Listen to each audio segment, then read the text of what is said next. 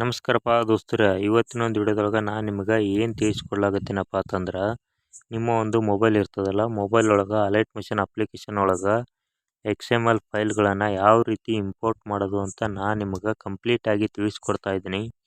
Video ಯಾರು skip ಮಾಡೋಕೆ ಹೋಗ್ಬೇಡ್ರಿ, ವಿಡಿಯೋ ಪೂರ್ತಿ ದಂಡಿ ಮಟ್ಟ ನೋಡಿರಿ. ಹಾಗೆ ಇನ್ನೂ ಯಾರು ನಮ್ಮ ಚಾನಲ್ ಸಬ್ಸ್ಕ್ರೈಬ್ ಮಾಡ್ಕೊರ ನೋಡಕತ್ತೀರಿ ಅವರು ಬೇಗ ನಮ್ಮ ಚಾನಲ್ನ ಸಬ್ಸ್ಕ್ರೈಬ್ ಮಾಡ್ಕೊರಿ. ಹಾಗೆ ನಿಮ್ಮ ಸ್ನೇಹಿತರಿಗೂ ಈ ವಿಡಿಯೋನ ಶೇರ್ ಮಾಡಿರಿ. ಬರೀ ಈಗ ವಿಡಿಯೋ ಚಾಲೂ ಮಾಡಮ್ರಿ.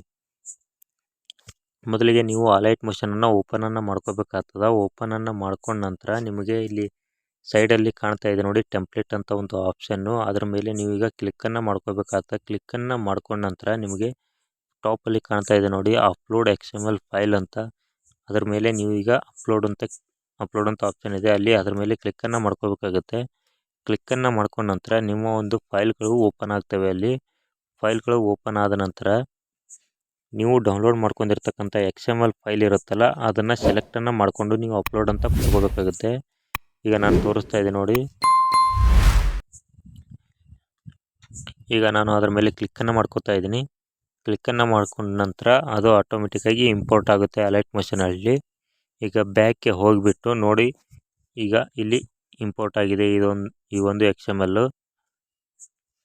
ಓಕೆ ಫ್ರೆಂಡ್ಸ್, ಇಷ್ಟೇ ಸಿಂಪಲ್ಲಾಗಿ ಪ್ರೊಸೀಜರ್ ಇದೆ. ವಿಡಿಯೋ ಅರ್ಥ ಆಗಿದೆ ಅಂತ ಅಂದ್ಕೊಂಡಿದ್ದೀನಿ. ವಿಡಿಯೋ ಅರ್ಥ ಆದರೆ ಈ ವಿಡಿಯೋಕ್ಕೊಂದು ಲೈಕ್ ಮಾಡಿರಿ. ಹಾಗೆ ನಮ್ಮ ಚಾನಲ್ ಸಬ್ಸ್ಕ್ರೈಬ್ ಮಾಡ್ಕೊರಿ. ನಿಮ್ಮ ಸ್ನೇಹಿತರಿಗೆ ವಿಡಿಯೋನ ಶೇರ್ ಮಾಡಿರಿ. Okay bye. ಮುಂದಿನ ವಿಡಿಯೋದಾಗ ಇದೇ ರೀತಿ ಏನಾರ ತೊಗೊಂಡು ಬರ್ತೀನಿ. ಅಲ್ಲಿವರೆಗೂ ಟಾಟಾ ಬಾಯ್ ಬಾಯ್.